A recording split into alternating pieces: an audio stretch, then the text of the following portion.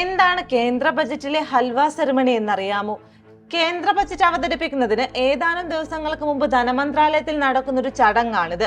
Budget രേഖകളുടെ അച്ചടി നടപടികൾ ഔദ്യോഗികമായി ആരംഭിക്കുന്നത് ഈ മധുരം വിളമ്പലോട് കൂടിയാണ്. അങ്ങനെ വെറും മധുരം കഴിക്കൽ മാത്രമല്ല, ഈ ചടങ്ങിന് പിന്നാലെയാണ് ലോക്ക് ഇൻ പീരീഡ് ആരംഭിക്കുന്നത്. ബജറ്റ് തയ്യാറാക്കുന്ന ഉദ്യോഗസ്ഥർക്ക് പിന്നെ പുറം ലോകവുമായി ബന്ധപ്പെടാൻ കഴിയില്ല.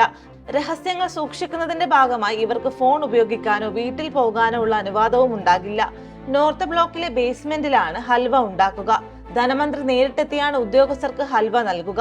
ഇതോടെ ബജറ്റിന്റെ അവസാനഘട്ട ജോലികൾ ആരംഭിക്കുന്നു. 1980 മുതൽ 2020 വരെ ബജറ്റ് രേഖകൾ പ്രിന്റ് ചെയ്തത് നോർത്ത് ബ്ലോക്കിലെ പ്രിന്റിംഗ് പ്രസിൽ നിന്നായിരുന്നു. പിന്നീട് ബജറ്റ് രേഖകൾ ഡിജിറ്റൽ ഫോർമാറ്റിലേക്ക് മാറ്റി. ഇതോടെ ഉദ്യോഗസ്ഥരുടെ ലോക്കിൻ പീരീഡ് 2 ആഴ്ച എന്നതിൽ നിന്ന് 5 ദിവസത്തിലേക്ക് ചുരുങ്ങി.